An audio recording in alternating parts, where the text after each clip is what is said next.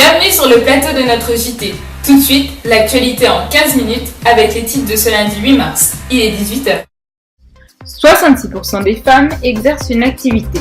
Nous reviendrons sur les chiffres marquants de la parité homme-femme depuis les années 70. Selon une étude de l'INSEE, les Français consacreraient plus de 8% du budget alimentation aux boissons alcoolisées. Retour sur un fléau qui touche la population. Polémique sur les éoliennes. Elles seraient accusées de nuire à la santé des populations qui vivent à proximité. Nous irons à la rencontre d'habitants mécontents. Bonjour à toutes et à tous. Ce matin, un attentat à la bombe a frappé la Palestine. Retour sur le conflit israélo-palestinien qui préoccupe les grandes puissances occidentales. Quels sont les vrais enjeux de ce conflit? Réponse avec notre envoyée spéciale Julie Dubois. Premier enjeu de ce conflit, l'eau. En effet, il y a une inégalité sur le territoire. 80% de l'eau est utilisée par Israël. Les 20% restants sont destinés à la consommation des Palestiniens. Ces derniers sont donc réduits à la misère, voire même parfois à l'exil. Le deuxième enjeu du conflit est politique. En effet, l'Israël s'est trouvé en pleine campagne électorale pour les législatives le 22 janvier dernier. Troisième enjeu, l'international. Il existe un large consensus international à l'Assemblée générale de l'ONU sur la manière de régler le conflit israélo-palestinien. Chaque année, l'Assemblée générale de l'ONU vote une résolution intitulée « Règlement pacifique à la question de Palestine ». L'enjeu de l'image. Chacun des camps tente de rallier à sa cause et de gagner la sympathie du monde extérieur, notamment avec Internet et les réseaux sociaux, Twitter et Facebook. Terminons à présent avec l'enjeu religieux. La région est pour tous les juifs, les musulmans et les chrétiens un lieu de grande importance religieuse. Terre promise pour les juifs, terre sainte pour les chrétiens et terre sacrée pour les musulmans. Passons maintenant à un sujet de société.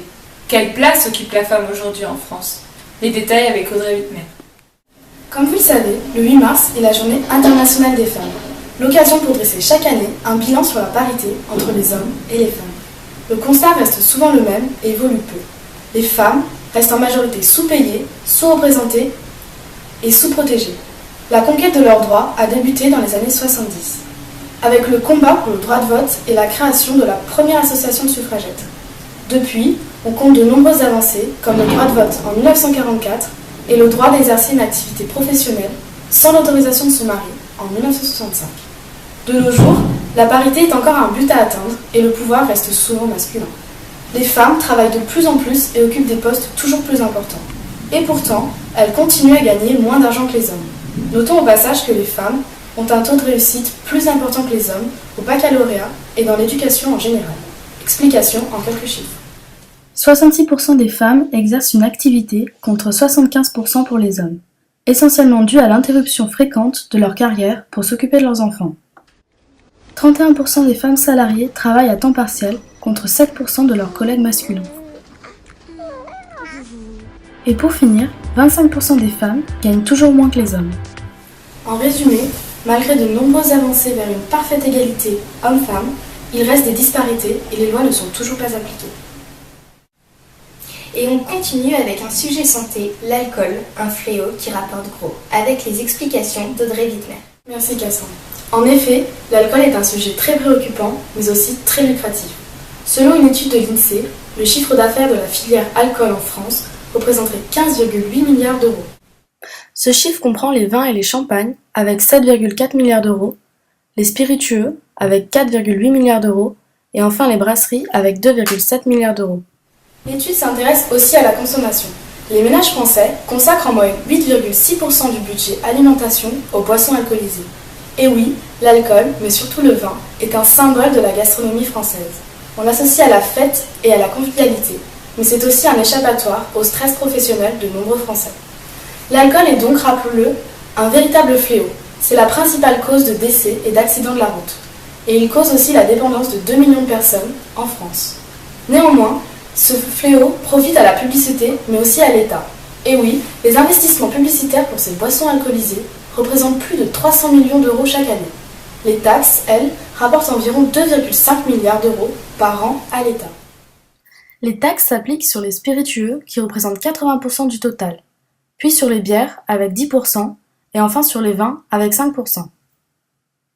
En comparaison, les taxes sur le tabac rapportent environ 9 milliards d'euros par an. L'alcool est donc un véritable fléau. Pour autant, faudrait-il être plus strict et réduire la consommation ? Nous vous avons posé la question. Vous nous avez répondu non à 62%, oui à 34% et 4% d'entre vous n'ont pas d'avis. Source d'énergie durable, les éoliennes sont à l'origine de plusieurs polémiques initialement symboles de la lutte contre les émissions de gaz à effet de serre.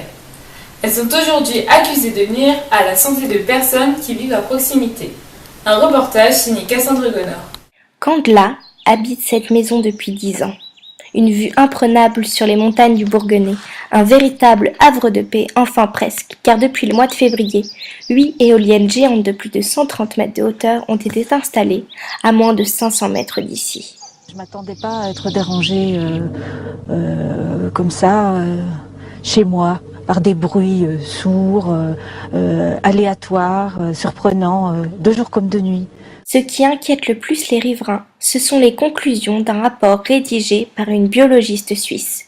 Selon elle, la rotation des pales de ces éoliennes provoquerait des infrasons imperceptibles à l'oreille humaine et qui auraient des conséquences sur la santé. Elle appelle cela le syndrome éolien. Troubles du sommeil, maux de tête, bourdonnement, vertige, irritabilité et accélération du rythme cardiaque ont été constatés.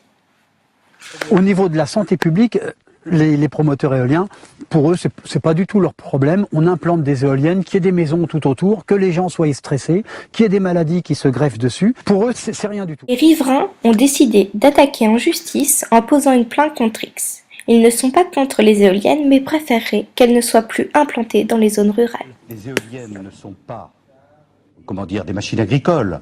Ce sont des installations industrielles qui doivent être implantées dans des zones industrielles. Le parc éolien appartient à une société parisienne. Jointe par téléphone, elle dit respecter à la lettre la législation pour le bruit, qui ne prend pas en compte pour l'instant des fameux infrasons. Le procureur de la République, saisi de la plainte, devrait rendre sa décision très prochainement. Parlons à présent de l'écosystème et des menaces qui pèsent sur celui-ci. Les explications de Pauline Guinet. En écologie, un écosystème est l'ensemble que forme une association d'êtres vivants et leur environnement, biologique, géologique et climatique. Les éléments qui constituent un écosystème développent un réseau d'échange d'énergie et de matière qui permettront le maintien ainsi que le développement de la vie. Les écosystèmes peuvent être aquatiques, terrestres ou encore aériens. L'état des sols, des mers, des forêts, des réserves d'eau douce, des stocks de poissons ainsi que des massifs coralliens. Les 1300 experts des 95 pays mandatés par les Nations Unies ont tous passé au crible. L'objectif, l'évaluation des écosystèmes pour le millénaire. Où que l'on se trouve côté terre ou côté mer, vers les côtes ou vers le large, le constat des scientifiques est partout le même. Érosion, dégradation, menace d'extinction et un horizon toujours plus bouché. Une dernière étude internationale nous apprend que l'homme a modifié l'écosystème, surtout au cours de ces 50 dernières années. Un écosystème est fragile, car son fonctionnement dépend de chaque élément qui le compose, chacun participant au fonctionnement de l'écosystème. L'homme, par son action, rompt ses équilibres fragiles. Pour subvenir à ses besoins, il doit se nourrir, se loger, se chauffer et se déplacer. Pour cela, il utilise les ressources naturelles, ce qui a des conséquences pour l'équilibre des écosystèmes. Augmentation de la température, montée du niveau des eaux, pollution, multiplication des événements climatiques extrêmes.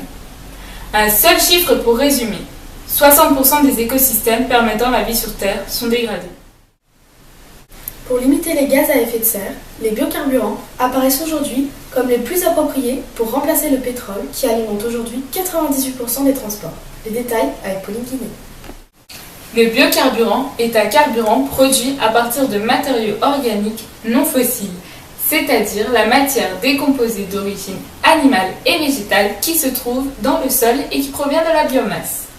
Les biocarburants apparaissent aujourd'hui comme les plus intéressants pour remplacer le pétrole. Avancée majeure, le biocarburant à base d'algues vertes présente un inconvénient de taille. son coût trop élevé. L'invention de Sarah Volz pourrait faire avancer la recherche. Cette jeune lycéenne de 17 ans a développé une technique pour produire cet or vert à moindre coût. L'apprentie chercheuse a donc trié les algues les plus riches en huile avant d'y ajouter un produit chimique. Si l'âge précoce de la jeune chercheuse est étonnant, son laboratoire improvisé l'est tout autant. Sarah Volz a effectué la majeure partie de ses recherches dans sa chambre. Pour ses recherches prometteuses, Sarah Volz vient de recevoir le prix 2013 de l'Inter International Science. La récompense de 100 000 $ permettra à la jeune femme de poursuivre ses études et d'envisager une inscription au célèbre Massachusetts Institute of Technology, institution de recherche et université américaine spécialisée dans le domaine de la science et de la technologie. Grâce à la recherche de la jeune étudiante, le biocarburant pourrait représenter une alternative économiquement viable. Le microcrédit, un terme souvent utilisé par les banques. Mais alors, qu'est-ce qu'un microcrédit et à quoi sert-il? À vous, Audrey. Merci Cassandre. Le microcrédit est l'attribution de prêts à faible montant à des entrepreneurs ou à des artisans qui ne peuvent accéder aux prêts bancaires classiques. Alors, d'où vient le microcrédit? Mohamed Younous est le créateur de la Grameen Bank. Cet économiste du Bangladesh a permis d'accorder des prêts à des personnes à faible revenu avec des faibles taux d'intérêt. Il a notamment reçu le prix Nobel de la paix en 2006, récompensé pour avoir fondé le concept de microcrédit. En France, 12 000 microcrédits ont été accordés en 2010, des prêts de 6 000 € maximum. Les entreprises créées grâce au microcrédit enregistreraient un taux de réussite équivalent à la moyenne nationale, puisque 68% sont toujours en activité 2 ans plus tard. À l'heure où les villes sont confrontées au problème de la pollution, à la nécessité de gérer au mieux l'argent public, tout en offrant aux citadins un lieu de vie plus humain, le tramway semble retrouver une voie d'avenir toute tracée dans nos grandes agglomérations. Tout de suite, les explications de Pauline Quinet. C'était le moyen de transport le plus répandu dans les rues de nos arrière-grands-parents. La voiture, le développement du bus et du métro ont finalement eu raison du tramway jusqu'à ce qu'on lui redécouvre certaines vertus écologiques, économiques et ergonomiques. Rappelons qu'en 1909, le tramway est présent dans l'Hexagone. Et c'est depuis les années 2000 qu'il fait fureur en changeant nos modes de vie.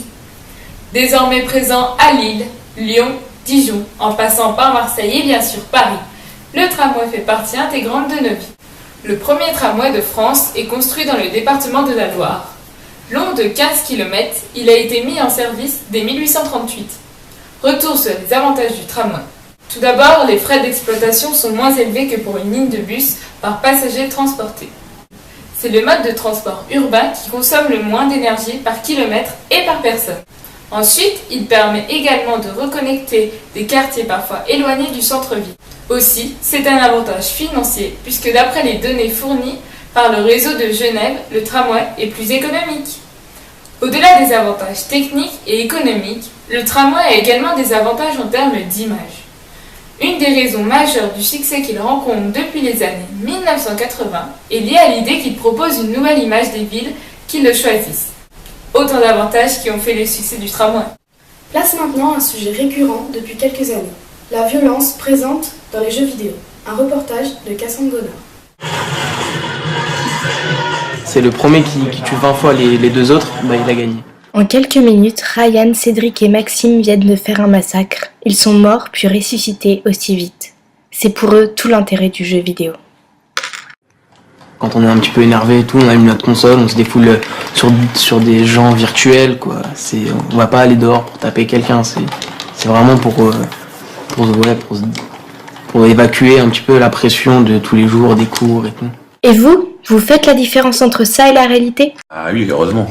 C'est la même chose, je sais très bien que c'est un jeu, je sais m'arrêter, une fois que j'ai éteint ma console, c'est fini, quoi. Eux font la différence entre réel et virtuel. Est-ce le cas de tous les jeunes? Pour ce psychiatre, la notion de mort a tendance à s'estomper chez les ados. Aujourd'hui, les jeunes ne sont plus du tout en contact avec la mort réelle, plus de veillées mortuaires, plus d'enterrements, mais jamais autant qu'aujourd'hui les jeunes n'ont assisté à autant de morts fictionnelles, que ce soit dans les séries américaines, dans les jeux vidéo. Ils ont encore moins conscience qu'autrefois du caractère véritablement irréversible de la mort réelle. Les images violentes rendent-elles les jeunes plus violents? Non, répond ce psychologue spécialiste des jeux vidéo. De nombreuses études montrent qu'il n'y aurait pas de rapport entre la violence virtuelle et celle des enfants. On est plutôt inquiet d'un mouvement que l'on n'explique pas uniquement par la télévision ni par les jeux vidéo, parce que ça serait un peu trop simple, de remarquer qu'il y a un vrai problème au niveau de la parentalité et qu'il y a beaucoup de parents à soutenir qui n'arrivent plus eux-mêmes à occuper une place de parent. Et c'est pour ça qu'on se retrouve avec des enfants qui n'ont plus aucune limite, à l'image du manque de limites qu'ils ont eu à la maison. À l'adolescence, les jeunes peuvent avoir des difficultés à canaliser leurs pulsions et leurs émotions, d'où l'importance de leur transmettre des repères le plus tôt possible. En prévision du Running 2013, nous avons été du côté de Lyon pour interroger une coureuse. Le marathon se déroulera le 6 octobre 2013 à Lyon. 42 km de course à pied dans les rues de la ville. Cette course nécessite un entraînement intensif et une préparation de longue durée. Pour mieux comprendre, nous avons suivi Agathe Lacour, jeune marathonienne de 28 ans et adepte des courses.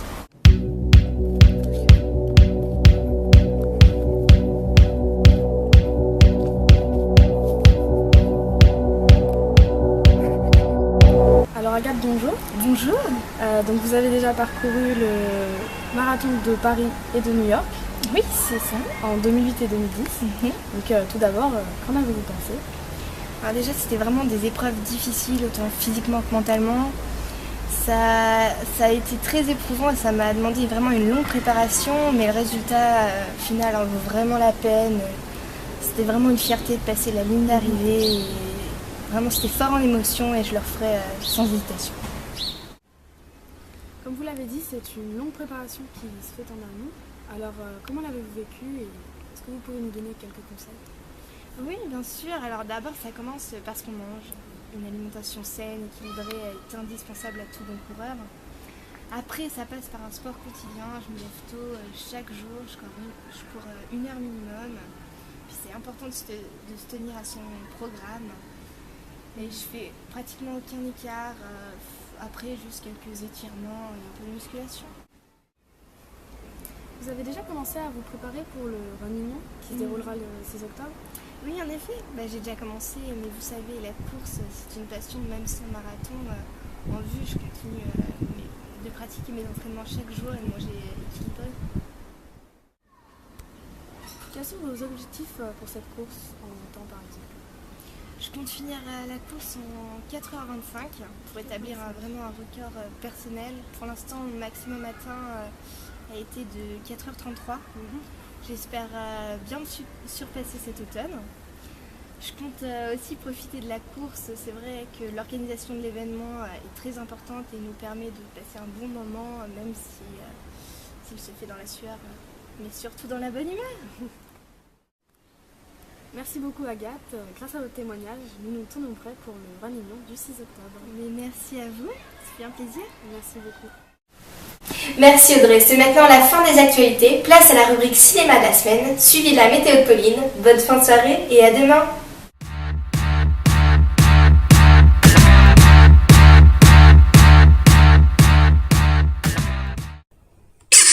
Trois films, trois critiques, le crash test, le tri parmi les sorties. Cette semaine, avec Cassandre Gonor de Vogue. Salut. Avec Audrey Wittmer de Grazia. Salut. Avec Pauline Guinet du Parisien. Bonjour. On commence tout de suite avec le film français le plus attendu en ce printemps 2013. Oui, un nénuphar dans tout mon droit. L'écume des jours de Boris Vian, revue et corrigée par Michel Gondry. Alors le pari est-il réussi? Verdict. Plan d'air technique. Du vrai cinéma. Un ratage complet. Un accident. Un plat beau. Poésie. Daté. Ça colle pas. Plein les yeux. Pénible. Y a rien. De la frime. Une erreur quoi. Deuxième film en sélection cette semaine nous vient d'Autriche et nous embarque aux côtés d'une femme tiraillée entre sa foi chrétienne et l'amour qu'elle porte à son mari musulman. Le cinéaste Ulrich Seidel est un habitué des polémiques, ses films divisent généralement la critique, et pour celui-ci... Un film incroyable. Un film très réussi. Agaçant. Vraiment très malin. Assez hypnotique. Glauque. Dingue. Très bon directeur d'acteur. Vide. Très étonnant. Ambitieux. Déprime totale. Inno. Tournant rond. Beau à regarder. Interminable. Bref, à suivre. Et on termine notre crash test avec un gros blockbuster hollywoodien. Robert Downey Jr. se glisse pour la 3e fois dans le costume d'Iron Man. Au programme de l'action, un rythme haletant et des effets spéciaux impeccables, assez pour convaincre la critique. Un film parfait. Pas mac. Super cool. Il claque. Sans invention. Désir de gamin. Fun. Faible. Bien gaulé. Père réussi. D'une insolence. Super fort. Canon. J'ai adoré. Plus hyper rythmé, quoi. Fait, alors on récapitule, quel film remporte tous les suffrages, qui arrive en tête de notre palmarès? I'm not afraid of you. Iron Man 3 est le film que le Crash Test vous conseille cette semaine. Bonne séance.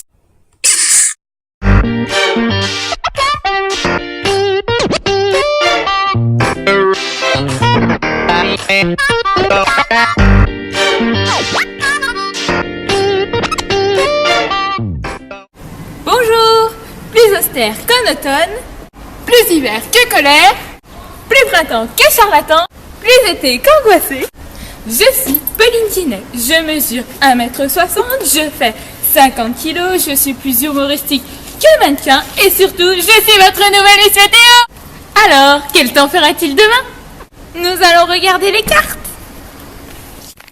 En ce qui concerne la journée de lundi, le matin, nous aurons un grand soleil du côté de la Corse et tout le long du bassin méditerranéen. La grisaille et la pluie feront leur retour dans le nord du côté de Quimper. Alors les amis, ne sortez pas sans vos parapluies, le beau temps n'est pas prêt de pointer le bout de son nez. L'après-midi, la pluie sera absente.